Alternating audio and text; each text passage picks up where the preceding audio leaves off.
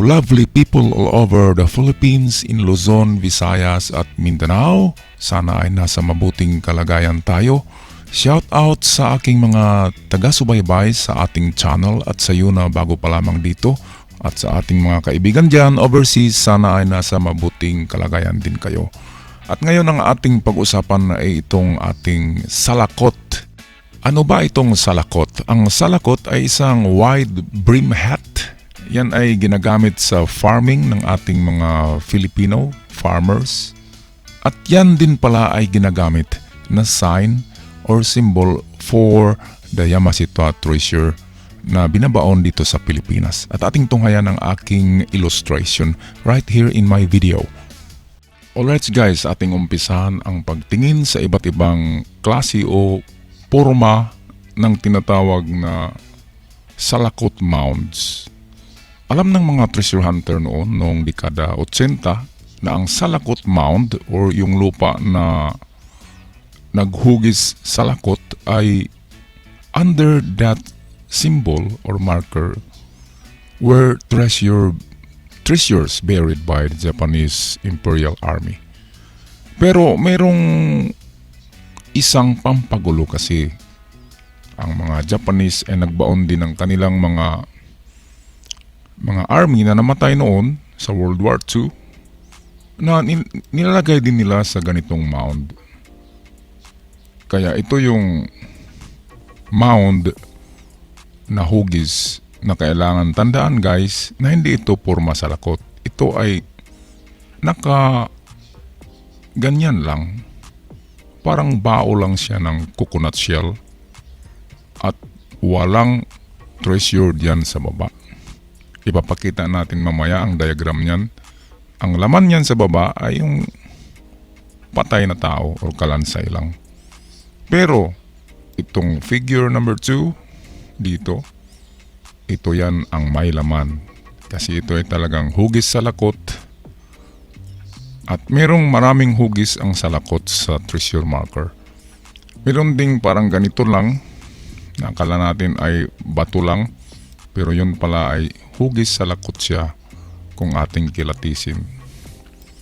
Ang ginawa kasi dito ay parang dinubli. Ito lang yung salakot na party. Kung ating kulayan yan ng blue. Parang dinubli lang para confusing. Para hindi natin mahalata na salakot. Ito yung salakot. At itong sa baba, wala na yan. Parang pampagulo lang yan. Alright guys. Tingnan natin ang aking diagram ngayon. About that salakot. Okay, so ito ang natagpuan doon na salakot sa Maribeles, Bataan, dekada 90. Ito ay natagpuan yata ng isang Amerikanong treasure hunter sa tulong ng mga locals doon. At ang nakita na sign ay ganito. Ito ay kasama sa isang Imperial treasure, pero ito ay isang giveaways lamang. Yung Imperial treasure ay malapit lang dito mga 20 meters, pero ito yung unang giveaways doon sa Imperial treasure site, Maribeles, Bataan, dekada 90. Okay, so ito yung mga symbols na nakatatak sa bato. Ang meaning ng P, yan ay jewelries. Jewelries yan guys. Kasi nakuha kasi ito kaya nalaman na jewelries. At ako ay nakabalita lang. Dahil sa palaging kinikwento yan ng father ko ang ganyan. At pinapakita din sa akin yung mga diagram. Ngayon ito guys. Nasa kanta ito na Sakura. Kung tingnan nyo yung video ko about Sakura song. Itong parang number 5 na yan ay nandun yan sa Sakura song na symbol. Kaya tingnan nyo yung video na yun. Nagtatago yun ng napakaraming sikreto about Prince Takeda's treasures in the Philippines. Kasi patay na si Yamashita, ang bumalik dito nakasama sa Yorinokin na grupo ay si Prince Takeda. Sina General Homa, patay na yun. Namatay din yun after World War II. Kaya yung nakabalik na general, si Prince Takeda. At nagkunwari lang siya na turista. At balita ko nga ay nag-asawa yan ng Filipina para hindi malaman na siya si Prince Takeda At libre siya nakagalaw dito sa Pilipinas. Kaya yung video ko na Sakura ay tingnan nyo yun kasi meron doon yung kanta na Sakura. Nandun lahat ang signs at symbol na ginagamit ni Prince Takeda sa kanyang treasure. Okay, so ano bang ibig sabihin nitong 5? Yan ay confirmation sign. So confirm na yan na meron dyan. Pag meron ganyan na parang number 5, confirmation sign yan, confirm na meron talaga laman dyan sa baba ng salakot na yan. So below, mamaya papakita natin ang diagram dyan. Pero ngayon, tingnan natin ito, kulayan natin ng pula guys kasi yan ay warning. At yan ay napakadelikado ito. Kasi pag nakita natin ito, binabaliwala na natin yan na sign. Kasi nakita natin ang dalawa na treasure. So treasure na pala ito. So wala na tayong pakialam dyan sa bilog na may X. Kung X lang yan guys, yan ay confirmation na meron ding treasure dyan. Ngayon, meron siyang bilog, naka-enclose kasi sa bilog yan. So that means meron siyang booby trap. Kaya tama. Nang mahukay ito guys, nang mahukay ang salakot na ito sa Maribeles, ang booby trap dyan ay methane gas. Meron talaga. Hindi man lang sumabog pero nakakamatay din ang methane. Concentrated kasi yun na methane galing sa tinatawag na the gate guard. Yung mga naaagnas, yung mga kalansay na marami doon na ibinaon dito sa baba, yun ang nagsisilbi na gate guard. At kung mabutas natin yung takip nila, yung seal, lalabas yung curse, pati yung amoy, pati yung methane, pati yung kanilang mga espiritu na natrap doon. Lalabas lahat yan. May kasamang curse. Meron akong i-upload na video next week about curse ng Japanese treasure. Kung ano ba yun. Okay guys.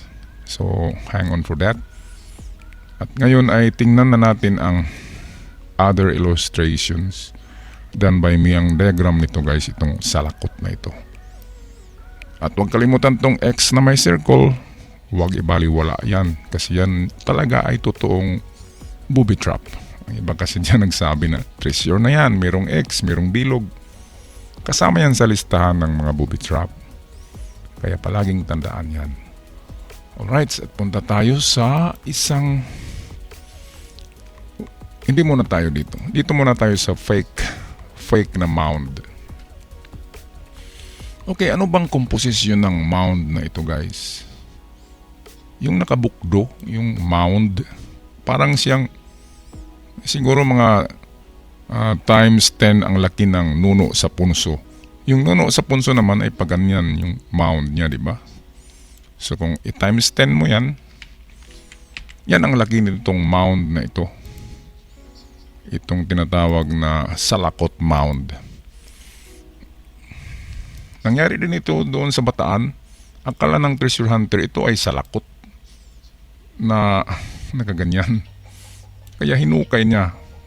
Ngayon paghukay niya, nasa 2 meters, ay natagpuan niya itong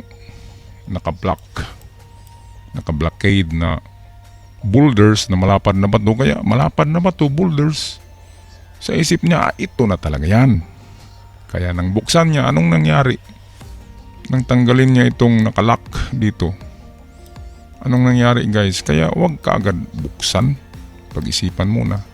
Ang nangyari, lumabas ang methane gas. Ang methane gas ay lumabas, nalanghap niya, at nadala sa ospital. Mabuti nga, buhay pa. Muntik nang mamatay ang mga naghukay ng ganitong mound doon sa Maribeles. Bataan din ito nangyari. Kasi nabalitaan nila na may nakahukay na Amerikano ng salakot mound. Kaya nang makita nilang ganito, marami kasing namatay sa Bataan. Imagine yung Bataan Death March, doon nangyari yun. Kaya maraming yung mga burial site doon na hindi sa treasure, kundi sa talagang patay. So ang laman nito ay Ito siya, Japanese soldier, siguro malaki ang ranggo kaya ibinao ng eksakto. At nang buksan nila, lumabas ang methane gas, kasama na doon ang curse. At saka yung amoy at saka yung methane gas na galing yan sa mga patay na ibinaon dito sa ilalim.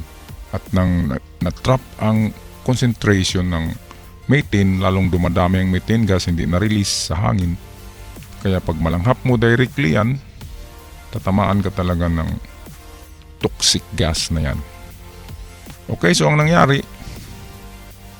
palpak ang kanilang project na ito kasi hindi kasi sila nag-research, nag-aaral kung ano ba talagang itsura ng Salakot Mound. Kaya atin ang tingnan guys ang totoong Salakot Mound dito. Ito. Ano bang komposisyon itong nakapurma na parang salakot guys? Ang komposisyon nito, yan ay parang bato talaga yan. This is made of stone at ang kulay niyan ay gray. Ang pagkakaiba doon sa isang burial, yung Peking Burial Mound, itong dito kanina, nasaan na yun? Ito, ang materials na ginagamit dito, sand and halong buhangin lang at sand and soil, lupa lang talaga ito. Kaya pag ang makita nyo guys na mound ay sand and soil composition lang, hindi bato, wag nyo lang siguro hukayin, or kung hukayin man natin, ingat lang, magbaka sakali lang, baka meron, di ba? Baka yung patay may kasama na 1 gold bar na hati niya sa kanilang mga ginawa noon nung before ang giyera. Kasi halos lahat ng Japanese soldier merong isunuksok yan sa bulsa kasi niransak nilang buong isya, kaya marami silang dadalang gold. Iba na yung sa general, iba din yung sa mga private army or mababang ranggo. Okay, so tandaan, lupa lang ang mound na ito. Ang mound na yan ay para sa mga patay at hindi yan hugis sa lakot kundi naka-curve lang. Ngayon tingnan natin balik ang talagang mound. Ito. So alright, ang materials guys ay yan ay made of rock. Ang kulay niyan ay gray at meron niyang pagkakahawig sa salakot. Meron siyang dito nakabukdo, or kung hindi man yan pa ganyan, nasa lakot talaga. Ito yung nakita kasi sa Maribeles. Yung ganitong itsura na salakot rock na mirong boxes of jewelries below, pero meron siyang booby trap dito guys. Sa gitna, ayan. Ang booby trap na diyan na nilagay ay ganun din doon sa tinatawag na gate guard. Yung mga patay na tao ang nilagay diyan. Yung Curse of Akuba. Aking i-vlog yan, yung Akuba Curse, kung ano yan. Kasi kung maghukay kasi tayo ang ingay-ingay natin, huwag tayong magsalita guys ng masama. Dahan-dahan lang magsalita. Kasi mayroong Curse of Akuba, yung Japanese treasure vault. Doon nga yung napasok ko na isang tunnel. Korean naman doon ang naghukay, yung project namin. Bago kami papasok ay magsabi muna kami ng in Korean, yung Japanese nila na Korean word. Tapos hindi ka dumudura kung saan-saan sa site kasi mayroong mga spirits dyan, magalit yan. At huwag talaga mag-ingay at huwag magsabi ng masama sa mga Japanese or Korean, magagalit ang mga yan. At hindi natin makikita, minsan guguho pa yung tunnel pag magalit yung mga gate guard na yan. So itong mga gate guards yan ay mga POWs or prisoners of war. POW ang tawag dyan. Hindi yung person with disability, iba naman yun, di ba? So POW, prisoners of war, kasama dyan ang mga Amerikano, British at Filipino na ibinaon dito ang mga kalansay. Sa actual na size nito guys, yan ay nasa 3 meters yan. Diyan nag-decompose yung mga bangkay, nagiging methane, tapos pinagdasalan pa yun ng tinatawag na Akuba, the curse of treasure. Kaya mayroong curse ang gate guards, hindi yan ordinaryo na mga patay, yan ay mga tagabantay talaga. Binigyan sila ng assignment nila kasi mga army yan. At ang mga army, tumataliman talaga yan kung ano ang sinasabi ng kanilang general. Kaya sa utos ng binigay na spell diyan sa mga spirits na yan, diyan talaga sila hanggang sa mabuksan yan bago sila lalabas. At kung lalabas man sila, meron talagang tatamaan sa curse sa chamber na ito. Kaya bago mapasok ito guys, meron munang isang takip pa dito. Yan ay malaking boulders. Ang haba pala nito ay nasa 6 to 7 meters. Ang lalim, 6 to 7 meters. Yung sa mound naman ng patay, yun ay 3 meters lang. Ito malalim na to, 6 to 7 meters. At dito pa lang sa 4 to 5 meters ay matagpuan na itong gate guards. At ito lang ang booby trap. Okay, so ating i-recap or i-rewind ang ating mga sinasabi. At ito ang pinaka-delikado dito guys, yung gate guards. Ano bang gawin natin dyan? Palipasin muna natin ang ilang araw para sisingaw at ma-neutralize yung methane at yung iba pang curse na nandyan sa gate guard na ito na nasa middle of the tunnel papunta sa treasure vault. At kailangan meron tayong mga equipment tulad ng gas mask at iba pang mga first aid kit kung tayo ay maghukay ng malalim na treasure tunnel. Gaya nito, malalim na itong 6 to 7 meters. Pero ito'y isa pa ring giveaways doon sa treasure, sa Emperor Treasure Vault. Sa unahan kasi nito, 20 meters ay mayroong Emperor Treasure Vault.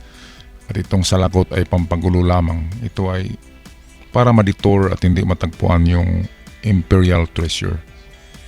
Pero may laman ito na boxes of jewelries, coins, boxes of silver coins na may halong mga gold coins. Kaya malaking halaga na rin ito. Pero sa treasure hunting terms, ito isa pa ring giveaways kasi kasama lang siya sa malaking treasure vault ng Emperor. Okay, so 6 to 7 meters. Kayang-kaya natin yan hukayin. Pero ano bang magandang time sa paghukay guys? Huwag ngayong season na ito kasi tag-ulan ngayon, guguho ang mga tunnel. Kaya antayin natin ang summer. I-secured lang yung area, lagyan ng mga fence or coral, ganyan. At yung may-ari ng lupa, dapat may kontrata kayo dyan. Meron kayong pipirmahan na kung ano man porsyento sa hatian. Huwag yung nakawi natin paghukay, kailangan talaga may permission sa may-ari. Kasi kung malaman ng may-ari, pwede tayong habulin at kakasuhan tayo. Kailangan talaga honest. Ang mga treasure hunter na totoo ay honest yan kasi professional yan. Dapat ang usapan ay usapan kung ano ang nandyan sa pinirmahan, sa kontrata ay totoo pa rin talaga, di ba? So, huwag tayong maglamangan kasi masama. Baka tatamaan tayo ng curse of Akuba.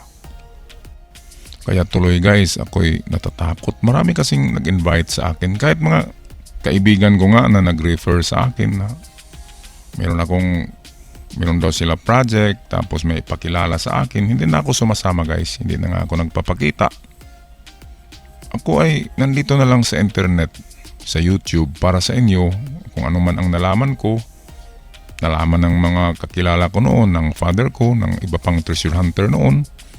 Ay nasa record book ko yan at yan ay i-share ko sa inyo para maging guide at maging pattern sa inyong treasure hunting at marami kayong ways on how to excavate or how to recover those buried treasure. Hindi lang yung sa akin, makinig naman kayo sa iba na mga decoder dyan at ikumpara nyo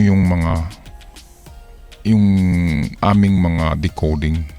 Okay, hindi ko kasi sinasabi na tama yung sa akin. Ang akin ay record lang ng mga totoong mga nangyayari at ginawa kong pattern at share ko sa inyo through YouTube.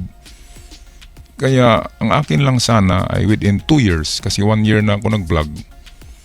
Ang akin lang sana ay hiling sa Panginoon na in 2 years time ay mayroon nang makakita isa sa inyo at yan ay sabihin nyo rin sa YouTube na kayo ay nakakuha through the guidance of my channel. Okay, yan lang ang sa akin na gantimpala. Yung malaman ko na talagang totoo ang mga pattern na ito. So salamat guys sa panonood. Surigao-san nagpaalam na. At huwag kalimutan ang ating mga kasabihan na don't stop chasing for your goal and dreams. At huwag kalimutan mag-pray sa Panginoon at magpasalamat sa araw-araw na tayo'y nandito sa mundong napakaganda.